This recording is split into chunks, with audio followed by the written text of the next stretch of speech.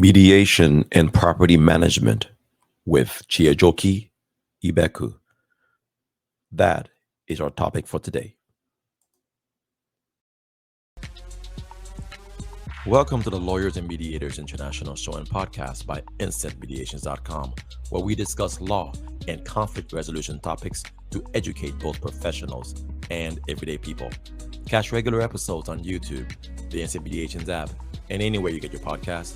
Just remember, nothing in these episodes constitutes legal advice, so be sure to talk to a lawyer, as cases are fact-dependent.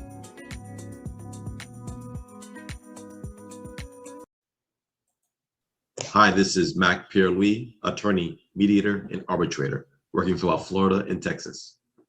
And Natalia Orłowska-Czajka, advocate, mediator, and arbitrator from Warsaw, Poland. And we're here to introduce with us a special guest today. And his name is Chijioke Ibeku. And Chijioke, you are based in Abuja, Nigeria. You're right, Mark. Yes, I'm in Abuja, Nigeria. Yes, thank you. And we wanted to have you on to speak about mediation because you are a mediator, but also from a particular perspective, which is you're also a lawyer and you've written a book about managing properties. And so the topic of this talk is mediation and property management. And so we would like for you to talk to the public in general, all the people we have as subscribers to this channel and on the podcast, talking about why you wrote the book and what tips you can give from the mediator's perspective. But before we get into all that, we want to introduce you formally.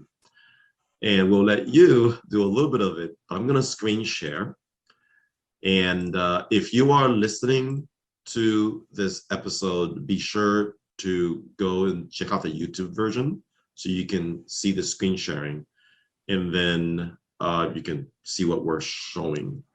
But Akio, can you tell us a little bit, Chijioke, about yourself and this website we're looking at, which is 3Cs Mediators, and what you do day to day in Abuja in Nigeria? All right. Thank you, Mark, for having me. Thank you, Natalia. It's indeed a pleasure to be on your podcast. As you've already introduced me, my name is Chijioke Ibeku. I'm a lawyer. I've been at the bar for almost 20 years, and also the same years for my practice in the field of mediation. Well, our 3Cs Mediators is an administrative arm, more like a coordinating arm of all my interests on the focus of mediation, my practice in mediation. So we have 3Cs Mediators as the administrative and coordinating arm of all our interests in mediation, the mediation practice. We have 3Cs Mediators, as you already know. We have 3Cs International Institutes on mediation, counseling, and mediation negotiation, counseling, and conciliation. This institute is for training will-be participants who have shown interest to be certified as mediators. So at the institute, we are open to have members. We're also open to train people who want to be certified as members. Then we have the one that is our pet project. In fact, that is our baby. We have Center for Peer Mediation and Peace Building. This is the avenue we use to get across to children who we believe at a very early age, we can get them to understand how to manage relationships across the borders of religion, culture, and race. So that as adults, when they grow up, they can, to a very great extent, be able to manage these relationships and prevent issues from degenerating to disputes and further to conflicts. So if we have these children, and that's our vision, if we have these children at this very early age, imbibe this practice of mediation, as adults, plus or minus, will have a relatively peaceful environment. So all right, so basically, all our interests, our major focus is on our platform, what we believe in actually contributing to the field of mediation. Number one, we have our platforms are centered on creating room for mediation advocacy, conflict resolution, and peace building. These are our three main pointers to the practice of mediation. And that is what we preach with all our interests. That's what we try to preach across the globe, for people to be aware of the practice of mediation and actually imbibe the practice, and also for people to be interested in peace building and above all conflict resolution. And we came up with a mantra, particularly with the outbreak of COVID-19, that there is no better time for the practice of mediation than now. It is our belief that mediation, sooner than later, will no longer be an alternative to dispute resolution, but will actually be the main thrust of dispute resolution. Because if you check, a lot of people now are distressed. Even if you have so much money, people do not want to spend as much as they earn because of the uncertainties presently around the whole world. Everybody in all countries, people are uncertain of what tomorrow holds. So what else can you imbibe, if not for the practice of mediation, which is very, less cumbersome, just very, very friendly for all parties, as long as you're willing to mediate. So people are beginning to key into this practice against other tools in the ADR mechanism.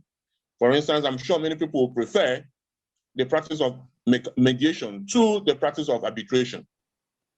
Particularly interesting now for us as mediators is the Singapore Convention, which has made it very, very welcoming for a lot of people to want to, further get interested in the practice of mediation. I had a session just yesterday where we were talking about mediation as a practice and or a profession. And we all agreed in that session that mediation is actually a profession, and as well can be as a practice. You have doctors who say, I'm involved in the medical practice, I'm involved in the medical profession. So what will it stop us from saying we are mediators and we're involved in mediation practice and also mediation profession? So a lot of people have this setback about the practice of mediation. They say it does not make too much money for them, like other things that are involved in. For instance, the lawyers will say litigation pays more. And I'm also trying to tell them, yes, litigation can pay more, but what gives you the greatest self-fulfillment? For me, mediation gives me a great room for self-fulfillment. Yes, I appreciate money is very necessary, but money is not everything. Money just, is a means to an end. It's good for us to begin to, tune our minds that yes, with mediation, you might not make too much money, but you're not going to be poor. And above all, you're going to have a very strong legacy. And for me, I believe particularly that the legacy is the most important. The legacy, your footprints, long after you must all have gone, for me, it speaks volumes compared to money. Yes, I like money. Don't get me wrong. I want money because you have to pay bills. Luckily for you, you see I have 4 children in Africa. When 4 boys are in your house, it means a lot. You feed them a lot. You can do your Google and check. It's a lot of feeding. You don't tell them I'm doing mediation practice and nothing happens. I'm from a tribe in Nigeria, even from the Igbo extraction. So you have people that say, it's not about the practice, it's what does the practice bring to your pocket? That's a funny saying. It's not about being involved in the practice. What does it bring to your pocket? And which is very true. But you also have to tell them that money, yes, is good, but it's not the ultimate. The ultimate is what have you left your footprints on the sands of time while we are on head. That is what I believe in, and I hope other people have the same belief.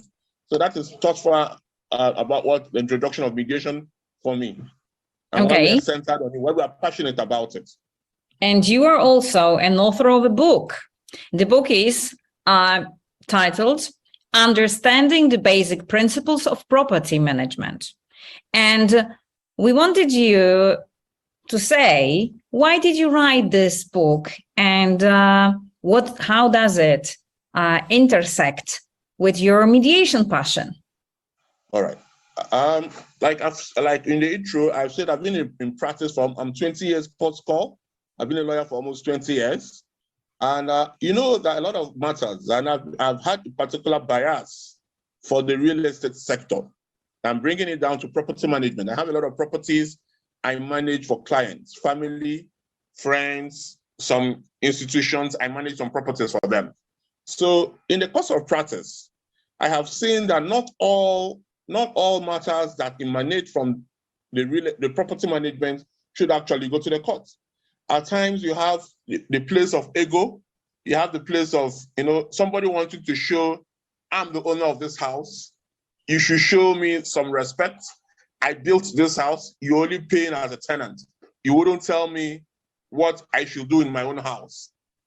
I'm the owner. I should tell you what you're doing. And so it's all about self most times. So I just told myself, okay, I've done this practice for 20 years and I've used this tact. Even without knowing it as at then, when I was doing it, I've used this tact to get across to these parties, not to further escalate this matter to the courts via litigation. So I told myself, why don't I write down? In fact, the thought came to me by my wife, who was while I was grappling and saying, how do I make a name for myself? How do I carve a niche for myself? A lot of people are in litigation. How do I invent? Like I tell you, I'm very particular about legacies.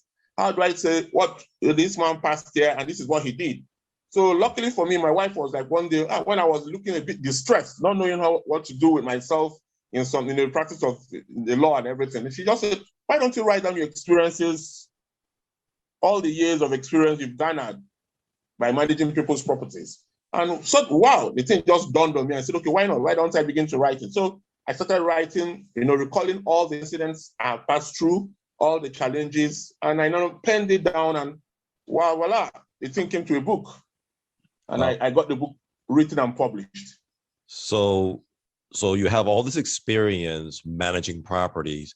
You saw conflict arise all the time, or maybe not all the time, but you were able to see conflict. All the time, Mark, all the time.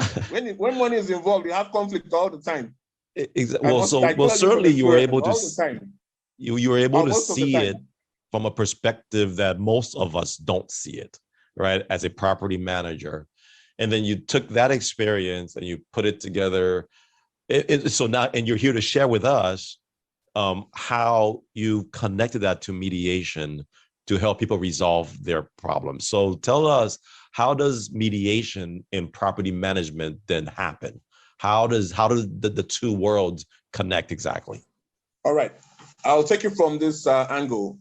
Like I always tell my clients, my clients particularly are most times the landlords. I always tell them to look at it from the point of view that you don't look at the property you own as an interest. It's an interest. Don't look at it as something you're going to die all over. It's an interest. Don't look at it as something that's going to just push you to do something that will eventually backfire or boomerang. It's your interest. So what do you have to do? If you have a recalcitrant tenant, if you read my book, I use this particular word, recalcitrant. If you have a very recalcitrant tenant, the only way to go about it, if you do not want to be frustrated, like for us in Nigeria, or most parts of Africa, our judicial process is very slow. It could be frustrating. So The only way if you have a man who defaults in payment of rent, stay in your property longer than the years he has paid for the rent. Is that funny?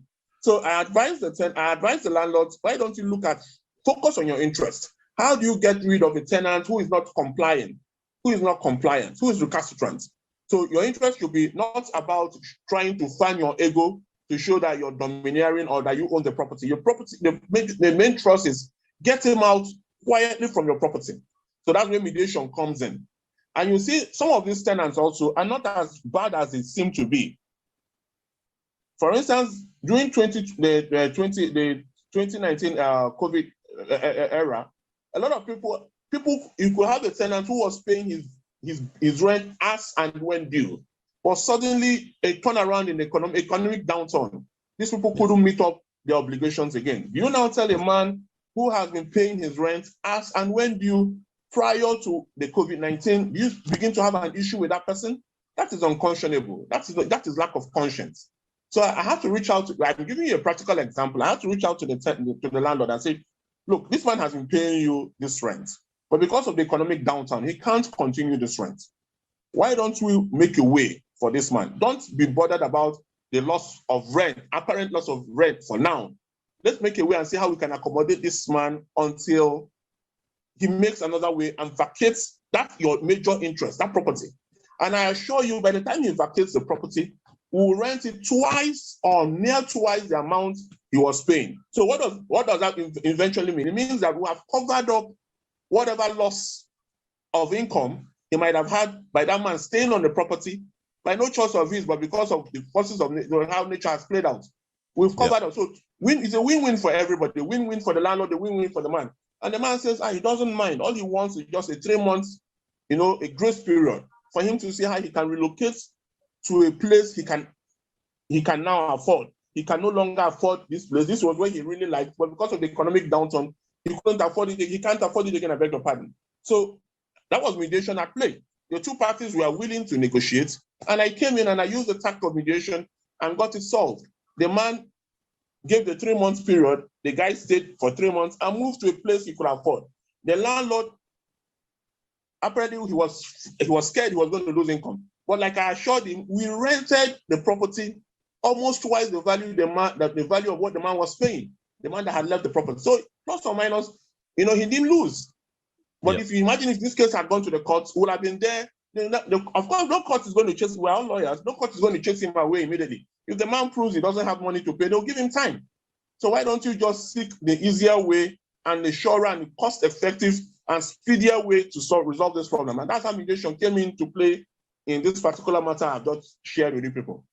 Mm-hmm. So what are the practical tips you can give to mediators on the property management cases? Well, the practical tips I can give to them basically is to be you have to be very resourceful. You have to have the ability to think outside the box. Very resourceful. You just have to be on the spot. You have to be spontaneous, because you can imagine somebody has millions of dollars invested in a property, and you're telling him somebody's going to sit on it for the next 3 months. He's not even sure the next 3 months will actually come to play. You have to be, you have to think outside the box. You have to make the parties feel more like establish your credence. Let them feel that you can do it, you can deliver. So you have to be very confident. You have to be very, very confident. And at times in property management business, the problem is always about communication.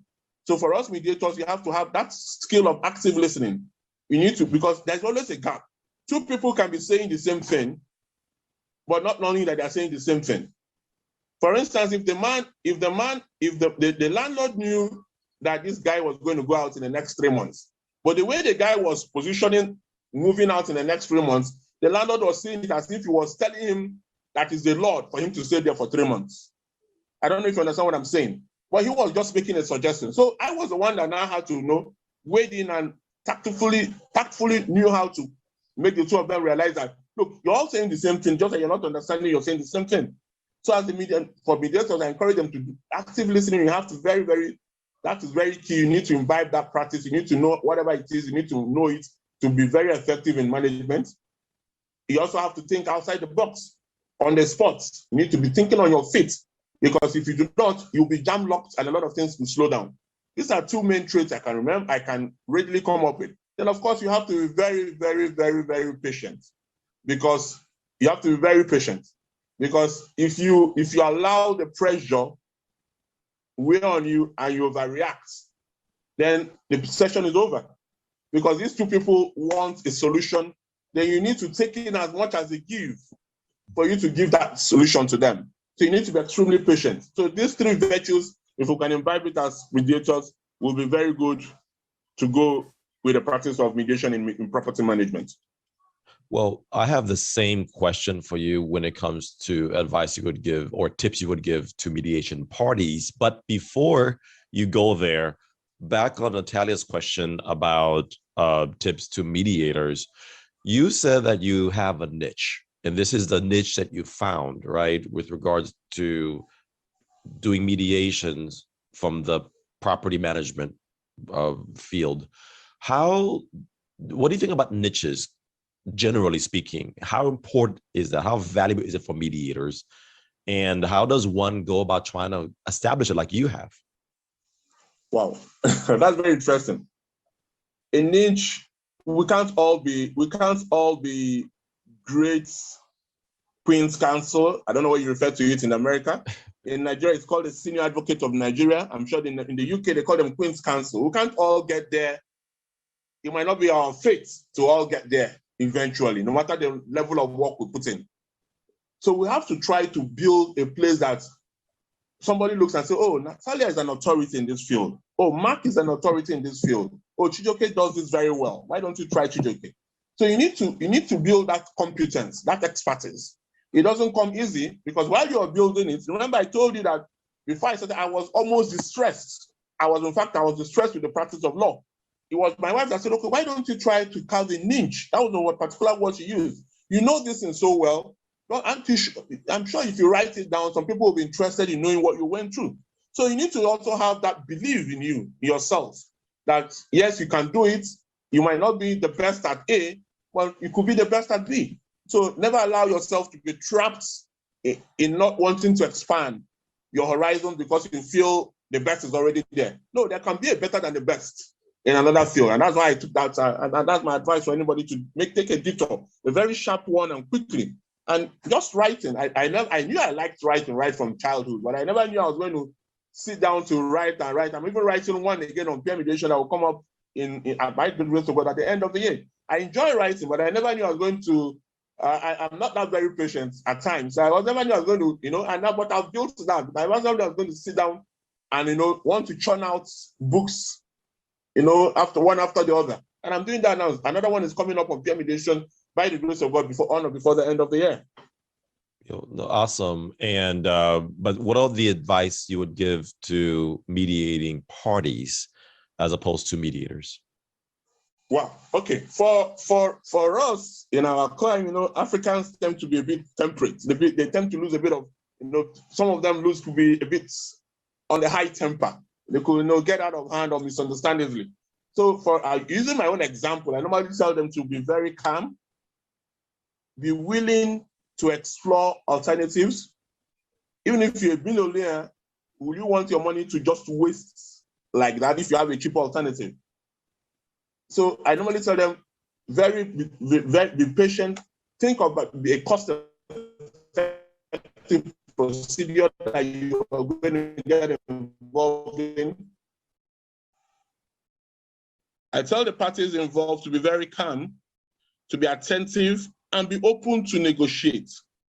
Never have a closed door to deliberations, because most times, most human problems that emanate from any breakdown in communication is not understanding one another or not even paying attention. Attentive, active listening, not paying attention, because people say things together at the same time. You'll be surprised that two people who are quarreling might actually be saying the same thing, but not knowing they're saying the same things, and you just need somebody that's with a calmer head to come in and say, you two of you are saying the same thing. Just take it easy. Look at what you're saying. Oh, I didn't know you meant it like that. Oh, I didn't know she meant it like that. I've seen a lot of this play out. So it's for them to be calm in disposition, attentive, and be willing to negotiate. And of course, forget being egocentric. Forget self when you're in that kind of position. Let it be just about having a solution. Yeah. Natalia, did you have anything to add? No, I'm absolutely impressed, because I think that the tips you are giving are very vivid and lively. And I also believe that a lot of mediators can just take it first to themselves, but second also to their mediations. And I think that with saying that, we'll be closing this episode for now. We thank you so much, Chijioke, for connecting with us from Nigeria, for sharing your knowledge, for sharing your expertise on that. And I truly believe that everybody who has any sort of management property issue should absolutely consider going into mediation and follow your tips. And Chijioke, I will share my screen one last time for anybody who wants to connect with Chijioke directly. Would you say that the best way, Chijioke, is to connect with you via LinkedIn? What's the best way to contact you? Well, I think LinkedIn will be the very best way. Okay, so your LinkedIn profile is pretty easy. I found it pretty easily when I went to LinkedIn to look you up. It was Chijioke Ibeku, and it came right up. Ibeku, yeah. Thank you, Ibeku. And people can check that out to follow him, because you're also a trainer as well. And so you provide those services. So it's always a good thing to know good trainers. And then, of course, your website, the mediator, naija.news.blog. And that will be on the YouTube channel when we publish this. And finally, the book You can check it out on Amazon.com called Understanding the Basic Principles of Property Management. And looking forward to everybody checking that out and reading it, okay? Especially those who are in the real estate business. But Chijioke, thank you so much for your expertise today and for your contribution of the knowledge. We appreciate you. Thank you so much, Mark and Natalie. I enjoyed myself thoroughly. Thank you so much. It was indeed a pleasure. Thank you for having me. Thank you. All right. Bye. Thank you.